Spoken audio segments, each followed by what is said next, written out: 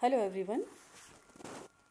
3 membered हेट्रोसाइकिल्स हम discuss कर रहे थे और उसमें हमने 3 मेंबर्ड एजा हेट्रोसाइकिल यानी एजिरिडीन के बारे में चर्चा की। आज लेते हैं 3 मेंबर्ड ऑक्सा हेट्रोसाइकिल्स जिसमें हम डिस्कस करेंगे ऑक्सीरेन्स। ऑक्सीरेन के जो दूसरे नाम हैं वो हैं इपॉक्साइड या इथिलीन ऑक्साइड या अल्फ़ा बीटा इपॉक्सी इथेन, किसी भी नाम से ये आ सकता है आपके एग्ज़ाम में भी। और डाइपोल मोमेंट और ये सब वैल्यूज़ जो हैं वो आप देख रहे हैं कि ज़्यादा होता है डाइमिथाइल ईथर, जो इसका आइसोमर है ओपन चेन आइसोमर, उसके कंपैरिजन में इसका डाइपोल मोमेंट ज़्यादा होता है क्योंकि CO की पोलैरिटी जो है वो ज़्यादा होती है। तो देखते हैं इसकी सिंथेसिस में हम एक तरीका ये हो सकता है कि क्योंकि 2 कार्बन हैं और एक ऑक्सीजन है दोनों के बीच में, तो हम एक एल्कीन ले सकते हैं और एक ऑक्सीजन जो है वो उसमें इंसर्ट कर सकते हैं, तो हमारे पास ऑक्सीरेन आ जाएगा।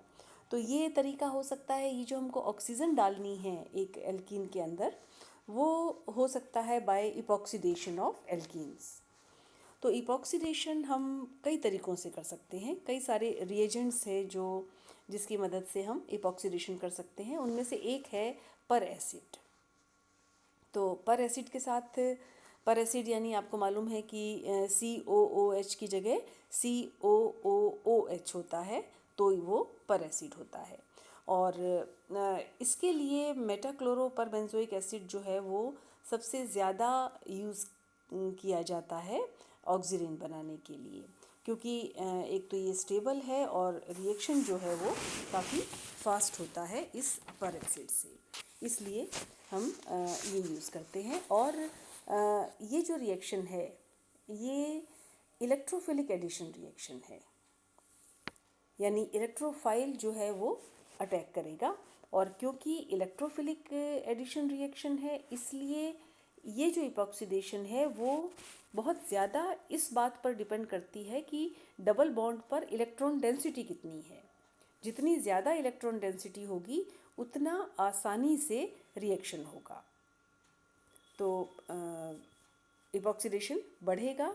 अगर हम कोई ऐसा सब्स्टिट्यूएंट लें एल्कीन पर जो कि इलेक्ट्रॉन रिलीजिंग है, इलेक्ट्रॉन डोनेटिंग है, तो इपॉक्सीडेशन ज़्यादा आसानी से होगा। दूसरी बात, ये जो इलेक्ट्रोफिलिक एडिशन रिएक्शन है ये स्टीरियो स्पेसिफिक है, यानी एल्कीन की जो स्टीरियो केमिस्ट्री है वही स्टीरियो केमिस्ट्री ऑक्सीरेन की मिलेगी। जैसे यहाँ पर हमने एग्जाम्पल लिया है, 2 एल्कीन लिए हैं, एक में एल्कीन सिस है और दूसरे में ट्रांस है। तो जब हमने सिस एल्कीन यूज़ किया है तो जो ऑक्सीरेन बना है, जो इपॉक्साइड बना है, वो भी सिस कॉन्फ़िगरेशन का है। और जब हमने ट्रांस लिया है तो ऑक्सीरेन की जो स्टीरियोकेमिस्ट्री है वो भी ट्रांस है। तो ये स्टीरियो स्पेसिफिसिटी रिटेन करता है ये रिएक्शन। तो जो एल्कीन की स्टीरियोकेमिस्ट्री है वही इपॉक्साइड की, ऑक्सीरेन की हमें मिलेगी। तो पर एसिड के साथ जब इपॉक्सीडेशन होता है तो 2 चीज़ें इंपॉर्टेंट हैं। एक तो ये इलेक्ट्रोफिलिक एडिशन रिएक्शन है, इसलिए इलेक्ट्रॉन रिलीजिंग रिएजेंट जो है, सब्स्टिट्यूएंट्स जो हैं एल्कीन पर, वो फैसिलिटेट करेंगे इस रिएक्शन को। और दूसरा कि ये स्टीरियो केमिस्ट्री को रिटेन करता है क्योंकि ये स्टीरियो स्पेसिफिक रिएक्शन है। तो ये तो हुआ पर एसिड के साथ इपॉक्सीडेशन।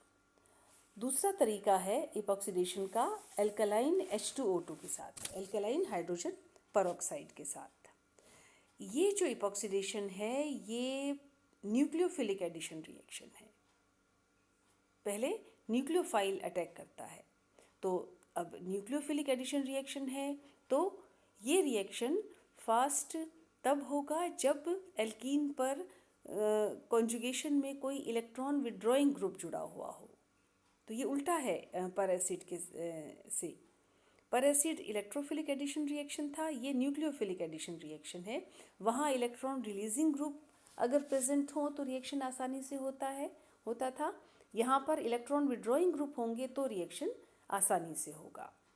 दूसरी बात कि जो पर एसिड के साथ इपॉक्सीडेशन था वो स्टीरियो सेलेक्टिव था। हाइड्रोजन पेरोक्साइड के साथ जो रिएक्शन है वो स्टीरियो सेलेक्टिव नहीं है। यहाँ आप पहला रिएक्शन देख रहे हैं, रिएक्शन का मैकेनिज्म बताया है। पहले पेरोक्साइड जो है वो अटैक कर रहा है और फिर एल्कलाइन बेस की प्रेजेंस में ये ऑक्सीरेन बन रहा है।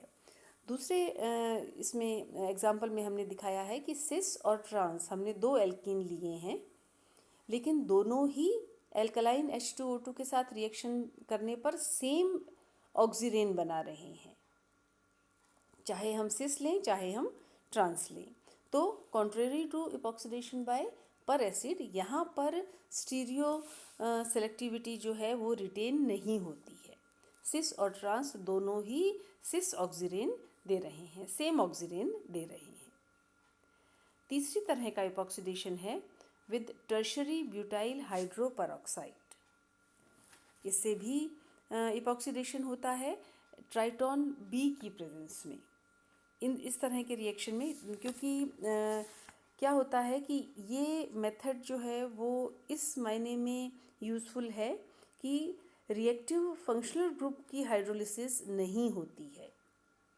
जैसे हम यहाँ एल्कीन में देख रहे हैं कि CN ग्रुप है, साइनो ग्रुप है, लेकिन जब हम टर्शरी ब्यूटाइल हाइड्रोपेरोक्साइड और ट्राइटोन बी के साथ ये रिएक्शन करते हैं तो CN हाइड्रोलाइज नहीं हो रहा है और हमको जो चाहिए ऑक्सीजन वो मिल रहा है। ट्राइटोन बी एक्चुअली होता है एक बेंजाइल ट्राईमिथाइल अमोनियम हाइड्रोक्साइड, जो कि एक ऑर्गेनिक बेस की तरह एक्ट करता है। तो Triton B benzyl trimethyl ammonium hydroxide, इसको जनरली हम रिएक्शंस में, ऑर्गेनिक रिएक्शंस में यूज़ करते हैं जहाँ ऑर्गेनिक बेस की ज़रूरत होती है। तो यहाँ भी हम इसकी हेल्प से ये रिएक्शन कर रहे हैं। और इसमें सबसे इम्पॉर्टेंट बात ये है कि रिएक्टिव जो फंक्शनल ग्रुप है वो एज सच रहता है, इंटैक्ट रहता है, और हमें जो ऑक्सीजन मिल रहा है उसमें साइनो ग्रुप प्रेजेंट है। तो ये तो थे एक तरह की प्रिपरेशन जहाँ पर हम एल्कीन में एक ऑक्सीजन इंसर्ट करते हैं थ्रू इपॉक्सीडेशन। तो बाकी जो मेथड हैं वो हम नेक्स्ट लेक्चर में करेंगे। Thank you.